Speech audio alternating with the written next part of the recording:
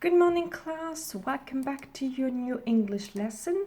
So let's start with the rituals and tell me what's the day today? What's the weather like?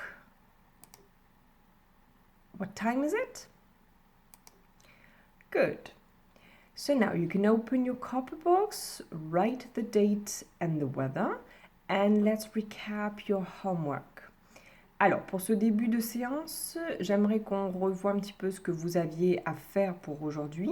Donc, vous deviez travailler les verbes irréguliers. N'hésitez pas à refaire le QCM Pronote. Je vous ai aussi proposé des petits jeux avec Quizlet. Donc, je sais que ça demande du temps, les verbes irréguliers, mais voilà, c'est un apprentissage que l'on doit faire au collège. L'an prochain, en quatrième, vous reverrez les mêmes verbes irréguliers que vous aviez eu en cinquième, mais il y en aura des nouveaux, il y en aura presque le double. C'est pour ça qu'il faut les apprendre. Alors, vous n'allez pas tout retenir cette année, parce que ça fait quand même beaucoup, mais il faut essayer d'en retenir un maximum. Donc, vraiment, faites les jeux que je vous propose. Lisez, répétez, écrivez, réécrivez. Voilà, ça demande du temps, mais c'est du par cœur, donc ça veut dire qu'il faut le revoir quasiment un peu tous les jours. Donc après, je suis consciente, il n'y a pas que l'anglais, mais ça demande un investissement de votre part pour pouvoir retenir un maximum de mots, parce que c'est sûr qu'il y en a un certain nombre. Voilà, donc bon courage, et puis essayez de faire toutes les activités que je vous propose autour des verbes irréguliers.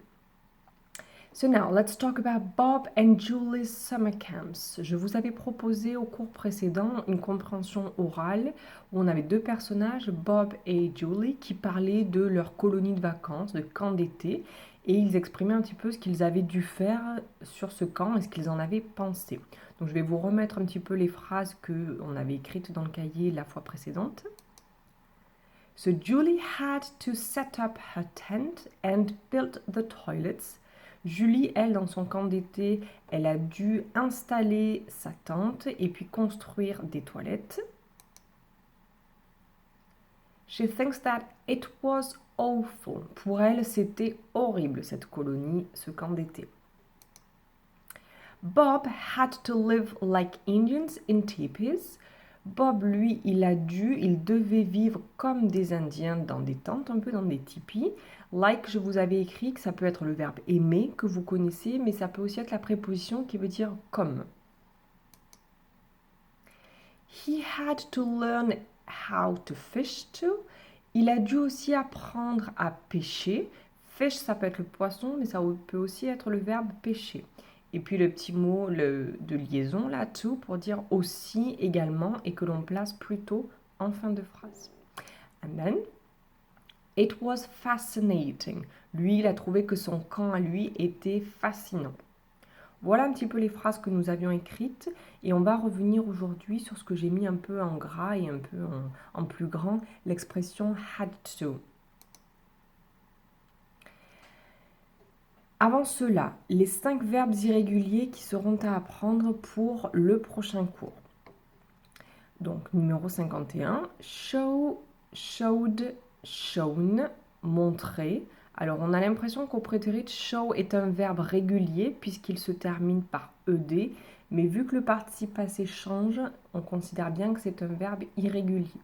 Les participes passés, on les apprend cette année, je vous ai dit, mais on ne va pas les utiliser dans des phrases.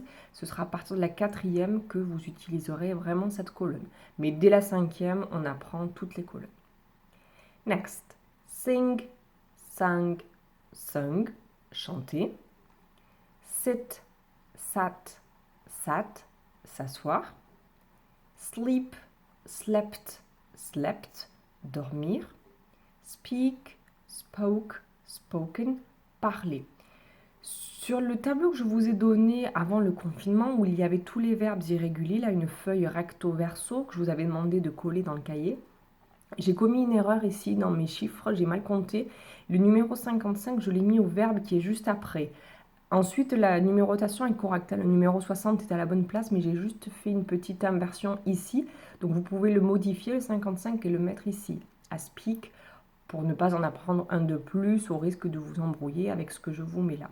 Donc ce qui est ici sur cette feuille-là, c'est correct. Donc n'hésitez pas à corriger sur votre feuille de départ si vous l'avez toujours.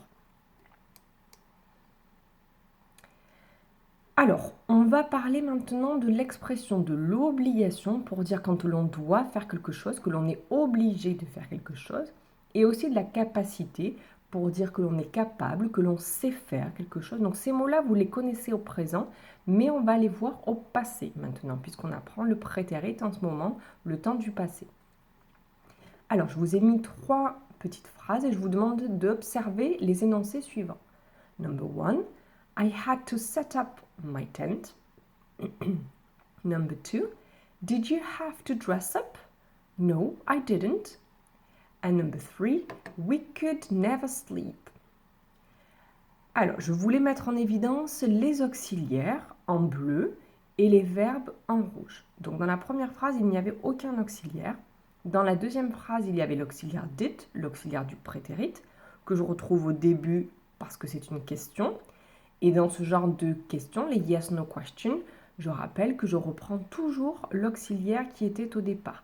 Donc là, j'avais did, du coup, dans ma réponse, il me faut également did. Sauf que c'est à la forme négative, no, donc je mets bien la négation didn't. Et enfin, dans ma troisième phrase, j'ai l'auxiliaire could, que vous ne connaissez pas, donc on va le découvrir. Pour la prononciation, on n'entend pas le L, could.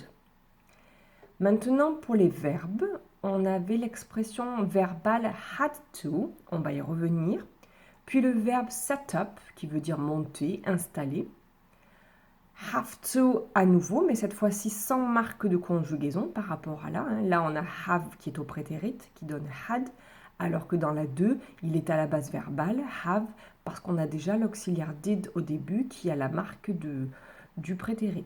Okay. Et ensuite, dress up, qui est un verbe pour dire se déguiser.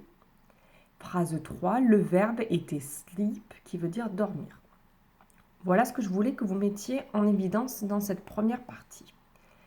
Maintenant, petit rappel, emploi. On utilise les auxiliaires modaux pour exprimer un jugement comme la capacité ou l'obligation. Alors, je ne vous demande pas de retenir cette phrase, c'est juste pour vous rappeler qu'en anglais, il y a beaucoup plus d'auxiliaires que nous. Nous, on a seulement être et avoir en français.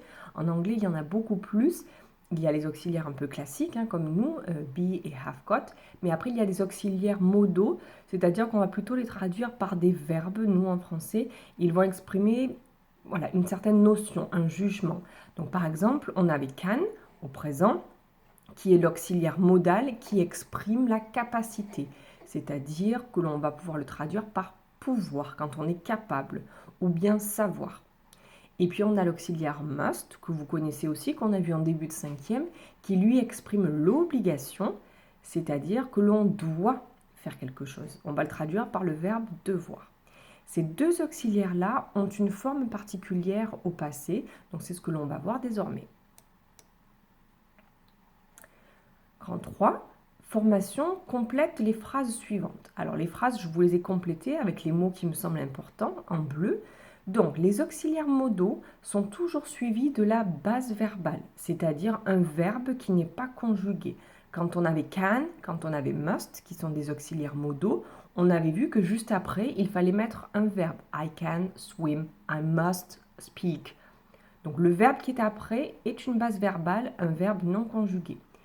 On avait vu également que les auxiliaires modaux sont invariables. Par exemple, can et must ne se conjuguent pas. Au présent, il reste toujours can ou must, toujours à la même forme, même si le sujet change. Alors, maintenant, on va voir ce que ça donne au passé. Can, au passé, eh bien, il a sa forme. L'auxiliaire could existe. Donc, could, c'est l'auxiliaire can qui est au prétérit. Donc ça change beaucoup, on retrouve juste la première lettre, le C, sinon ça change complètement. Donc voilà, il va falloir l'apprendre par cœur.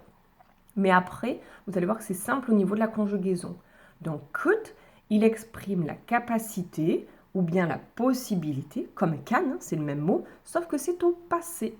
Du coup, je vais pouvoir traduire I could par je pouvais ou bien je savais. I could swim, je savais nager. I could go out, je pouvais sortir. Dans l'exemple que je vous ai mis au tout début, je vous avais mis could never sleep, ça veut dire qu'on ne pouvait jamais dormir. Vu que could est un auxiliaire, Eh bien, on va retrouver le même principe, c'est-à-dire qu'à la forme négative, j'ai juste besoin d'ajouter not à la forme pleine, ce qui me donnera could not, ou bien à la forme contractée, je supprime le O que je remplace par l'apostrophe et cela donnera couldn't.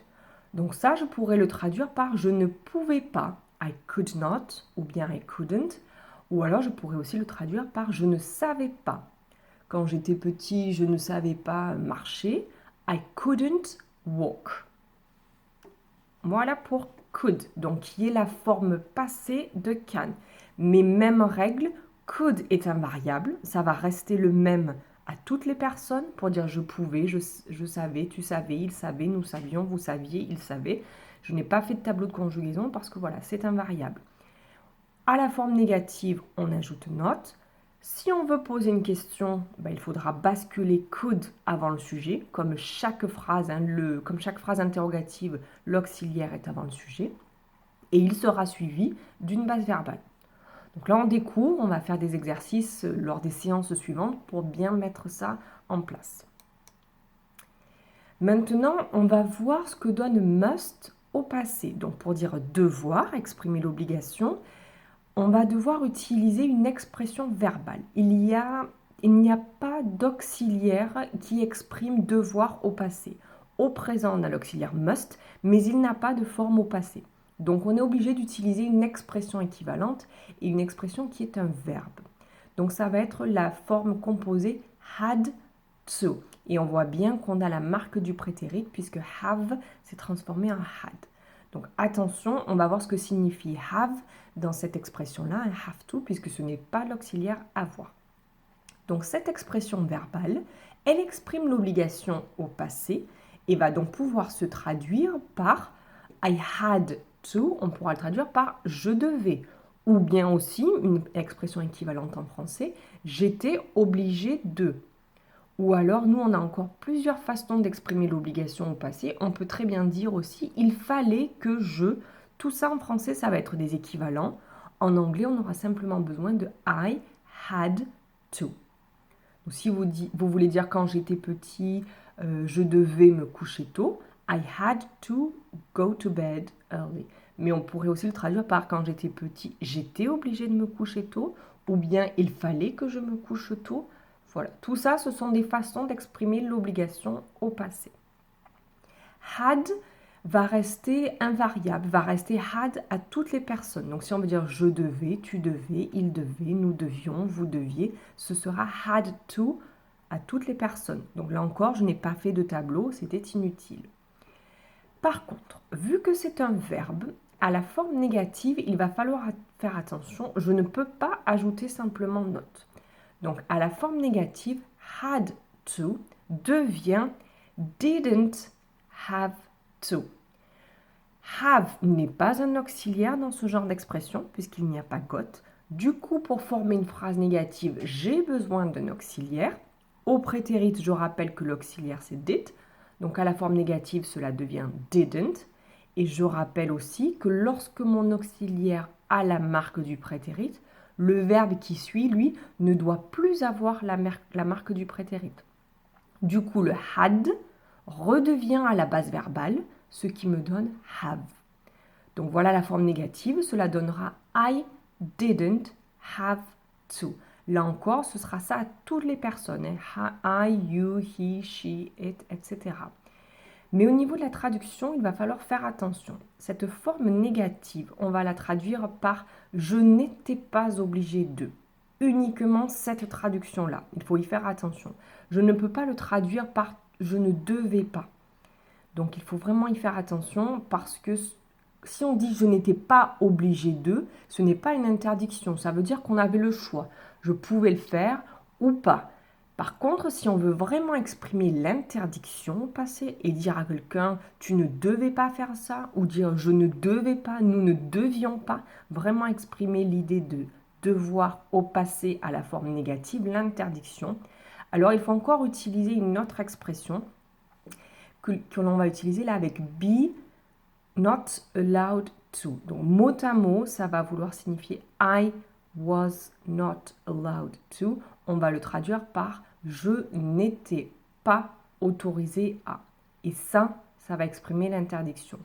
Bon, c'est peut-être un petit peu beaucoup comme information, ça fait peut-être un peu beaucoup. Ce que je vais vous demander dans un premier temps, c'est de retenir que can devient could au passé, c'est un auxiliaire aussi, could, et que must devient had to au prétérit pour exprimer donc je devais ou j'étais obligé. Et puis la forme négative, didn't have to, ça signifiera juste je n'étais pas obligé.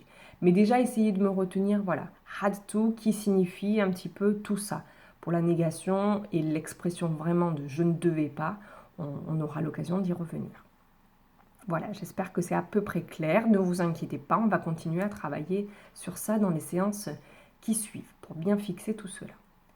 Alors, pour le cours suivant, donc j'aimerais que vous appreniez les 5 nouveaux verbes irréguliers. N'hésitez pas à faire les activités que je vous propose, les QCM, pour vous entraîner. Que vous essayiez de revoir cette leçon sur je devais et je pouvais, avec could et puis had to. Et n'oubliez pas également de me rendre votre tâche finale, votre petit enregistrement pour faire la biographie de la personne de votre choix en anglais, en utilisant un maximum de choses que nous avons apprises, et de me l'envoyer par mail si possible à l'adresse que je vous ai déjà communiquée antérieurement. That's the end of the lesson. So have a good day. See you soon. Bye bye.